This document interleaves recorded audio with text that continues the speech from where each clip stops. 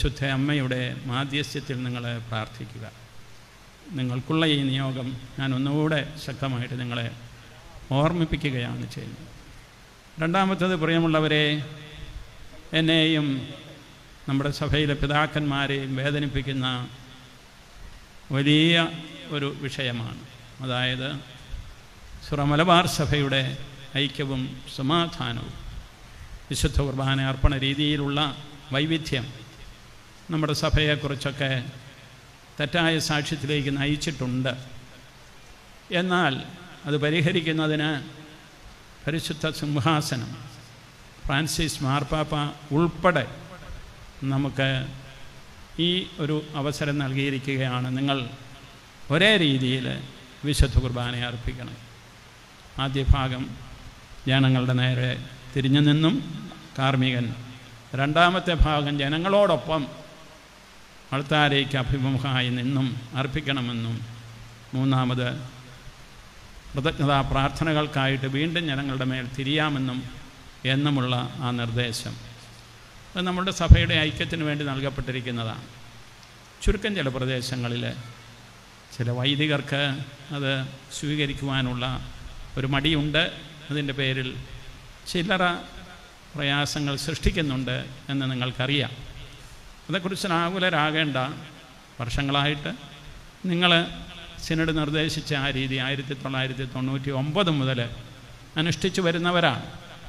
അതുകൊണ്ട് നിങ്ങൾക്ക് ബുദ്ധിമുട്ടില്ല. പക്ഷേ നമ്മുടെ സഹോദരങ്ങളെല്ലാവരും അത് മനസ്സിലാക്കി അംഗീകരിച്ച് സഭയ്ക്ക് ഒന്നായി മുന്നേറുവാനുള്ള ആ ശക്തി നൽകണമേ എന്ന് കർത്താവിനോട് പ്രാർത്ഥിക്കുക. എനിക്ക് വേണ്ടി പ്രാർത്ഥിക്കണം, നമ്മുടെ പിതാക്കന്മാർക്ക് വേണ്ടി പ്രാർത്ഥിക്കണം, സഭയുടെ കൂട്ടായ്മയ്ക്ക് വേണ്ടി പ്രാർത്ഥിക്കണം.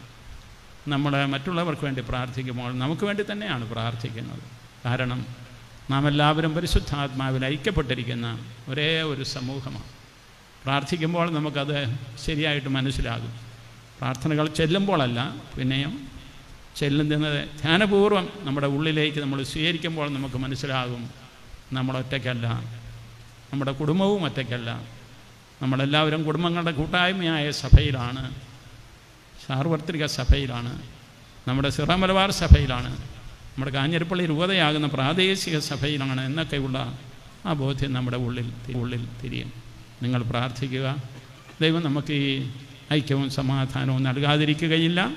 കാര്യങ്ങൾ മെച്ചപ്പെട്ടു വരുന്നുണ്ട്.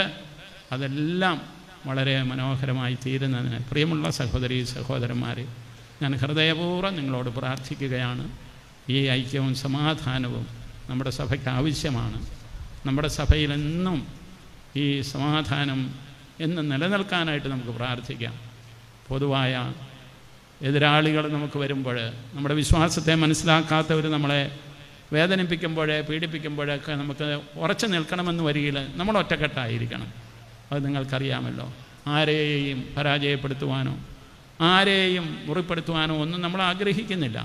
പിന്നെയോ സ്നേഹവും കാരുണ്യവും ഹൃദയവിശാലതയും ക്ഷമയും ദയയും ഒക്കെയാണ് നമ്മുടെ ക്രിസ്തീയമായിട്ടുള്ള ഭാവങ്ങളെന്ന് മനസ്സിലാക്കിക്കൊള്ളുക. ആരെയും തോൽപ്പിക്കാനോ വിജയിപ്പിക്കാനോ അല്ല. പിന്നെയോ കർത്താവ് വിജയിക്കട്ടെ, അവിടുത്തെ സഭ വിജയിക്കട്ടെ, നമ്മുടെ കൂട്ടായ്മ വിജയിക്കട്ടെ.